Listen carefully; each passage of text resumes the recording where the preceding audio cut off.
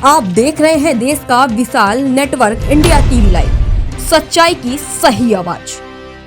સાણંદ તાલુકાના ડરણ ગામે ડ્રેનેજ ગટર લાઇનના વિરોધમાં ખેડૂતોનું આંદોલન 8મા દિવસે પણ યથાવત।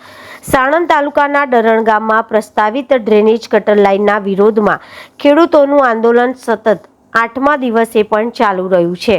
ખેડૂતોનું કહેવું છે કે ગટર લાઇન તેમના ખેતીના ખેતરોમાંથી પસાર થવાથી જમીનને નુકસાન થશે અને ભવિષ્યમાં ખેતી પર ગંભીર અસર પડી શકે છે। ખેડૂતો દ્વારા અનેક વખત સંબંધિત વિભાગ અને સ્થાનિક તંત્ર સમક્ષ રજૂઆતો કરવામાં આવી હોવા છતાં યોગ્ય નિરાકરણ ન આવતા તેઓ વિરોધ પ્રદર્શન કરી રહ્યા છે। ખેડૂતોની માંગ છે કે ગટર લાઇનનો રૂટ બદલીને ખેતીની જમીનને બચાવવામાં આવે અને તેમની ચિંતાઓનું યોગ્ય સમાધાન કરવામાં આવે। રિપોર્ટર અજીત પટેલ સાથે કેમેરામેન નટવરભાઈ કે પટેલ। નમસ્તે મિત્રો, ઇન્ડિયા ટીવી લાઈવ માં આપનું સ્વાગત છે। અત્યારે આપણે હાલ આવી રહ્યા છીએ સાણંદ તાલુકાના ડરણ ગામની અંદર। ડરણ ગામની સીમમાં અત્યારે આપણે આવી ચૂક્યા છીએ। તમે જોઈ રહ્યા છો અત્યારે હાલ કે જે આ મોટી મોટી ગટર લાઈન નાખવા માટે જે જમીનનો દુરુપયોગ કર્યો છે કંપની વાળાએ કે ગમે તેને, આપ જોઈ રહ્યા છો લાઈવ।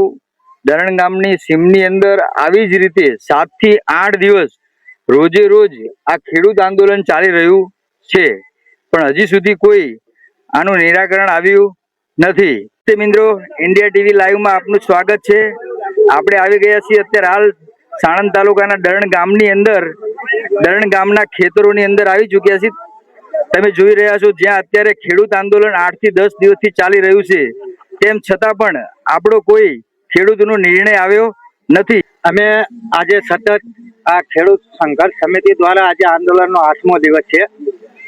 આજે 8મો દિવસ છે, એમ છતાં સરકાર તરફથી કોઈ પણ અમને રિસ્પોન્સ આપવામાં નથી આવ્યો। વચ્ચે સિંચાઈ વિભાગ વાળા આવ્યા હતા ત્યારે પણ અમે એ જ કીધું હતું કે આજે કોઈ ખેડૂત હાજર નથી, તમે કાલે આવો। તો સિંચાઈ વિભાગ વાળા પણ ફરી વખત નથી આવ્યા। તો અમે કોઈ પણ સંજોગોની અંદર કોઈ પણ ભોગે આ ખોદકામ કરવા દેવાના નથી, કારણ કે આ જમીન, આ ધરતી અમારી માં છે અને અમારી માના જો દિલ ચીરાતા હોય ને અમે શાંતિ ઘરે બેહી રહેવી તો અમે એવા ખેડૂત પુત્ર નથી।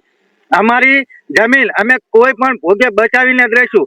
અમે ઘણી બધી રજૂઆત કરી, આ બિહારી અને મૂંગી સરકાર અમારું કોઈ પણ સાંભળતી નથી। ખેડૂતોનો અત્યારે આખા ગુજરાતની અંદર આંદોલનો ચાલી રહ્યા છે, ચાહે એ કોંધ હોય, ધાંગધ્રા હોય, સુરેન્દ્રનગર હોય, દેવભૂમિ દ્વારકા હોય કે સાણંદ તાલુકો હોય, આખા ગુજરાતની અંદર અત્યારે ખેડૂત બચાવો આંદોલન ચાલી રહ્યું છે। તો આની અંદર દરેક ખેડૂત ભાઈઓએ પોતાની જમીન માટે આંદોલનની અંદર સમર્થન આપવું પડશે અને જોડાવવું પડશે। આ કોઈ ખેડૂતોની સરકાર નથી, આ માત્ર ને માત્ર ઉદ્યોગપતિની સરકાર છે। એ સમજી અને તમામ ખેડૂત ભાઈઓને 2 હાથ જોડી નમ્ર વિનંતી છે કે આવો સૌ સાથ અને સહકાર આપો। આજે અમારો વારો છે અને કાલે તમારો વારો। ઓલી કહેવત છે, વારા પરથી વારો અને મેં પછી ગારો આવવાનો જ છે, એટલે આજે અમારો વારો છે, કાલે તમારો પણ વારો આવશે। જો તમે આજે અમને સમર્થન કરેલું હશે તો આવતીકાલે જ્યારે તમે દુઃખમાં હશો ત્યારે અમે પણ તમને સમર્થન કરવા માટે ચોક્કસથી વધારશું। જય જવાન, જય કિસાન। તો એવી જ રીતે આપણે બીજા ખેડૂત જોડે વાત કરીશું। મારું નામ અજમલભાઈ આત્મારામભાઈ ડાભી છે, બરોબર। આ 7 દિવસથી આ સંમેલન ચાલી રહ્યું છે। ખેડૂતોને બરબાદ કરવાની આ સરકાર છે, ખેડૂતો માટે અત્યાચાર કરવાની આ સરકાર છે, ખેડૂતોને ચાહે મારવાની આ સરકાર છે। ખેડૂતોને આંદોલન કરવા પડે નહીં। આ ગરમીનો દાડો, અત્યારે બાલ બચ્ચા બધા તમામ અત્યારે આ સામે તમે જોઈ શકો છો, બરોબર। સર્વે ખેડૂતો અહીં 7 દિવસથી ઝૂલે છે, પણ કોઈ સરકારનો અત્યાર સુધી જવાબ આવ્યો નથી અને અમારા એમએલએ પણ કોઈ કનુભાઈ ધારાસભ્ય પણ અહીં આવ્યા નથી। કે ખેડૂત તરીકે મારે રજૂઆત કરવાની સરકાર છે ને કે આ ખેડૂતોની પરવાનગી વગર, ખેડૂતોની રજા સિવાય આ ઉદ્યોગો વાળા આ ખેડૂતોની જમીન ખોદી નાખી। આજે પાડોશી ગામો છે એ 2 કરોડ 3 કરોડના ભાવ છે, તો આ ખેડૂતોને વળતરે આપવું નથી, ખેડૂતોનું કઈ રજૂઆત સાંભળવી નથી, તો ખેડૂતોને ન્યાય મળે એવું આપ સરકારશ્રીને વિનંતી કરું છું। ખેડૂતોના મૂલ્યના ભાવી જમીન મફત લઈ લે છે, તો આ ના કરવું જોઈએ સરકારને। અત્યારે હાલ આપણે જોઈ રહ્યા છીએ કે જે આંદોલન ચાલી રહ્યું છે ત્યાં એક મોટી જ ગટર લાઈન આવી રહી છે કે જ્યાં 4 વ્હીલ ફરે એવી મોટી જ ગટર લાઈન, 1 વીઘાની અંદર અડધો વીઘો જમીન તો ગટર લાઈનમાં જતો જ રહે, અને પ્લસ એ જમીન પાછી એને ના થાય એના માટે થઈને આ આંદોલન કરી રહ્યા છે. તો આપણે અત્યારે હાલ બીજા ખેડૂત જોડે પણ વાત કરીશું. સાહેબ, અમારી માંગણી એવી છે ખેડૂતને, આ જે પાઇપલાઇન જાય ને 1000 વીઘા જમીન બગડા મારી, 1000 વીઘા. એટલે અમારે જમીન 1 વીઘો અહીં બગાડવા દેવાની નથી, 1 વીઘો.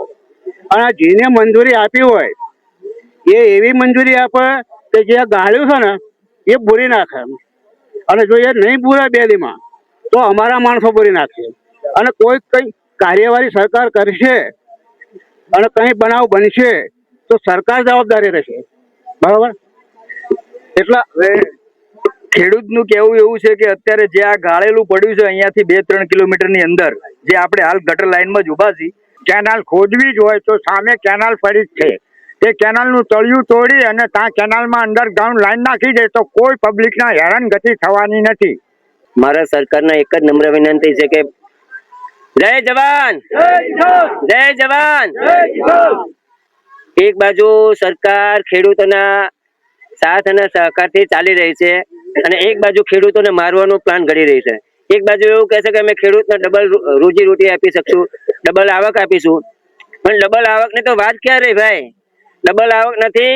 તમે છો એ અદાણી અને અંબાણીના માણસો છો, ઉદ્યોગપતિના માણસો છો.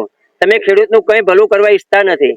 જો આ ખેડૂતને માંડ 1.5 વીઘો 2 વીઘા જમીન હોય એના ઉપર એમનું ભરણ પોષણ ચાલતું હોય, અને એ પણ તમે જો અદાણી વાળા અને ઉદ્યોગપતિને જો આપી દેવા માંગતા હોય તો તમે ખેડૂતોને શું આત્મવિલોપન કરવાની ચીમકી આપી અને મારી નાખવાનો ધંધા કરી રહ્યા છો? તો આજ દિન સુધી અમારા એમએલએ પણ નથી આવ્યા કે કોઈ ભારતીય જનતા પાર્ટીના માણસો કે સરકારના માણસો પણ અહીંયા આવી શક્યા નથી. શું એમને કોઈનો ડર છે? સરકાર ફક્ત ઉદ્યોગપતિઓની છે, અને ઉદ્યોગપતિ તેના પોલીસ વાળાને અહીંયા મોકલી દે છે અને એવું કહે છે કે ભાઈ અમે અહીંયા નેળ ખોદશું. પણ અહીંયા એક સમય જો મરી જવાનો વારો આવશે ને તો પણ અમે અહીંયા ખોદશું ને, અમારો અહીંયા આત્મા જશે પણ અમે અહીંયાથી હટવાના નથી. એટલે સરકારને જે ઉખાડવું હોય ઉખાડી લે અને જે કરવું હોય એ કરી લે. જય જવાન, જય કિસાન. આ તો રહીજીભાઈ, આપણે ગમે ત્યાં અત્યારે ગુજરાતમાં આંદોલન ચાલી હોય ત્યાં આગળ સૌથી પહેલા પોલીસ આવે, તો પોલીસ આવવાનું કારણ શું? પોલીસ આવવાનું એક જ કારણ છે કે ઉદ્યોગપતિઓ તેમને ખરીદી લે છે તે અને ખેડૂતોને દબાવે છે. અહીંયા આપણે બગોદરાથી માંડી ત્યાં ભાવનગર, ધંધુકા, ધાંગધ્રા બધા જ ખેડૂતોના ખેતરોમાં મોટા લાઇટના થાંભલા પણ નાખે છે. કોઈ પણ વળતર પણ ચૂકવતા નથી. વળતર ચૂકવવાનું હોય તો કે 1 મીટર 8,000 રૂપિયા આપો. અરે ભાઈ, તમે 1 મીટર અમને આપો છો તો મીટરનું ભાડું પણ 37 રૂપિયા લ્યો છો 2 મહિને, તો તમે અમને 8,000 રૂપિયા આપીને છૂટા કરવાના માંગો છો. આવું અમારે કરવું નથી. અમારે વળતર પણ નથી લેવું, અને અમારે ખેતી, અમારા બાપ દાદાની આ જમીન છે, અમે આની અંદરથી કોઈને પણ કहीं निकलवा देवाना नहीं. देश और प्रदेश की खबरों के लिए अभी सब्सक्राइब कीजिए इंडिया टीवी लाइव, साथ ही बेल आइकन को दबाना बिल्कुल ना भूलें, जिससे सबसे पहले खबर आप तक पहुंच सके.